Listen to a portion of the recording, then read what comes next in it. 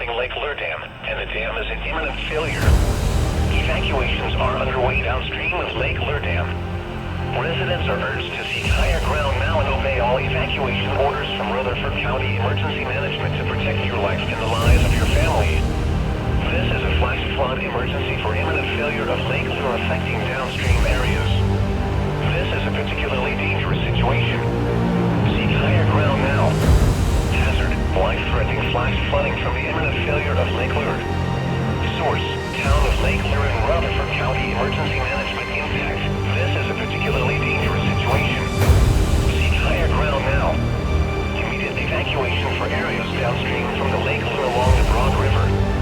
Some locations that will experience catastrophic flash flooding include downstream of Lake Lure, Clegg Community, Union Community, Green Hill Community, near Harris, and near Cliffside. Move to higher ground now. This is an extremely... Alright guys, well, I'm back today with a video that's a little bit different than I normally make, and that is an after-action report of Hurricane Helene. Now, while I'm making this video, there are still people stranded and being affected by the hurricane in the Carolinas, very near where I'm located. They've got helicopters going in and out of Chimney Rock and Asheville, places like that, to still try to get people evacuated. My prayers go out for all of those involved, and what I'm dealing with here, or dealt with here, was a minor inconvenience compared to what some people were dealing with. And I want to give a huge shout out to all of the linemen and medical crews, as well as the emergency evacuation crews and just average civilians that are risking their lives to help others. With that being said, I'm going to dig in and talk about my experiences, the gear I use for 3 days without power. A lot of things that I learned from this incident that I just hadn't thought about, and kind of go over some of the gear I've used. To help out anybody who might be interested in some of the things I mentioned, I will be linking a lot of it in the description below, but honestly, this is more of a philosophy video rather than a gear review video, and if you want actual gear review videos, definitely sub the channel and check those out. But let's start off with the first thing that you will need immediately when the power goes out, no matter what the situation is, and that is light. Illumination, whether it be quickly getting out of your house in an emergency situation and just navigating terrain without power, having light is one of the first essentials. And luckily for me, I review flashlights, so I had a million lights ready to go. Now, lighting is not only great to just navigate out of an emergency situation, but just bring you peace of mind in the evenings when the sun goes down and your kids are getting a little bit afraid. For me, I love lighting solutions like this Through Night, and honestly a ton of others that have a low lumen setting.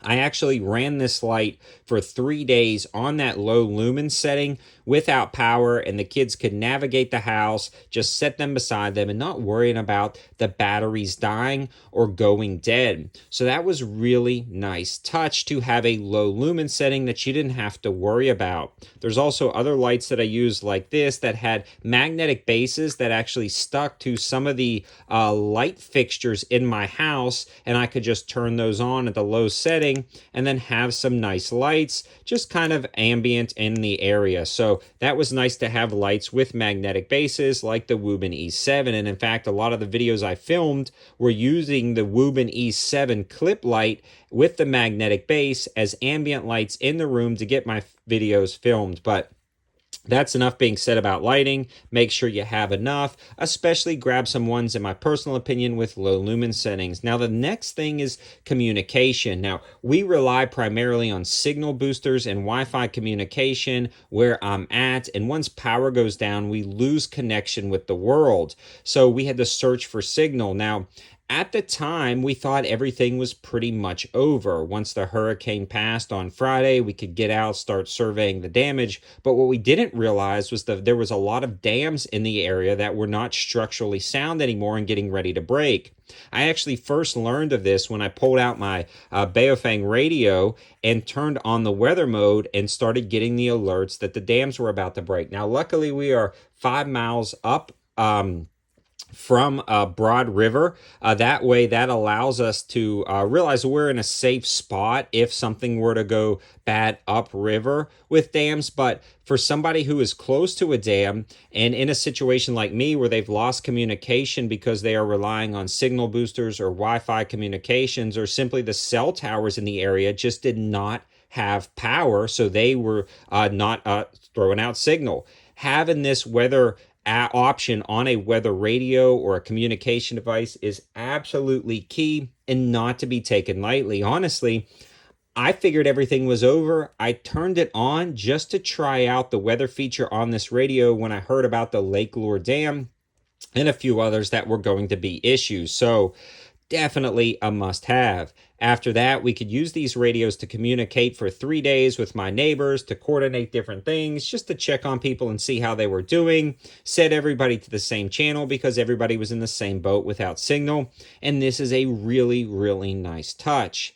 The next thing I want to switch over to is recharging these devices, because again, we don't have power for 3 days. Now, having a generator is obviously nice, but a lot of people may be living in an apartment complex or a place that you can't necessarily store a generator, can't afford a generator, don't have a generator.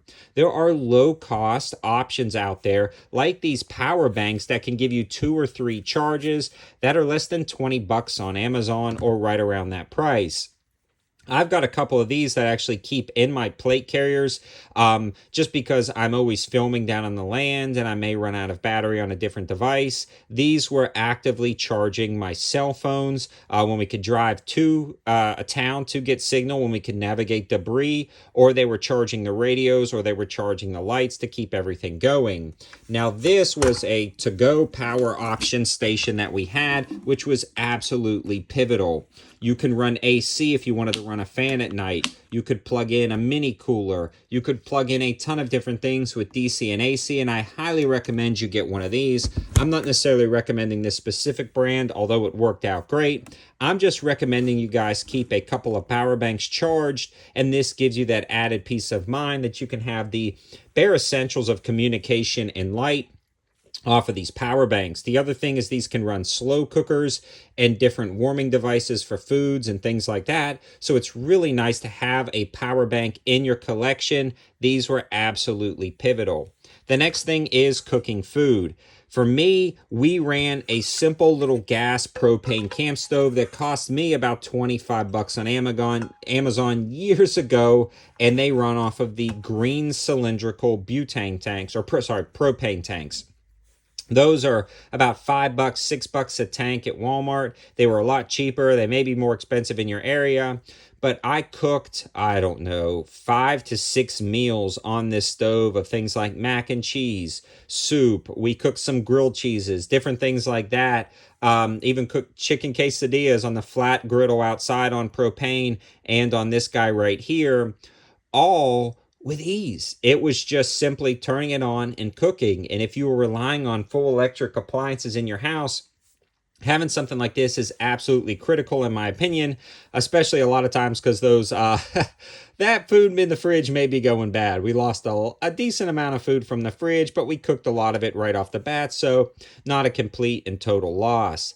The next thing is beyond just propane cooking is propane heating. If this happened in the winter, a power outage during the snow, I have a little Mr. Buddy heater. We're not going to get into that because it was not related to this particular after action report, but just something to consider. Having that propane ability to cook and heat is going to be key in an emergency situation. And man, I'm very thankful for this little guy right here.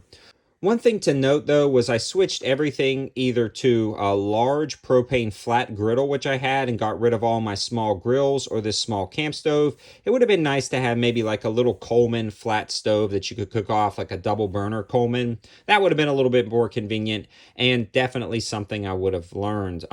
For me, some things I learned when we started clearing debris, I only have electric powered chainsaws. Once you deplete the batteries, you're kind of done. And once your blade was dull, you need to swap out the blade. I didn't have a replacement blade. So something I learned was having a gas-powered chainsaw, a gas-powered generator, keeping some extra fuel on hand for those, as well as just the ability to, again, like I said, have that intermediate cook device. It was either go big or go home with like a 52-inch griddle or a small little burner. So for me personally, life would have been a little bit easier with a medium-sized propane stove.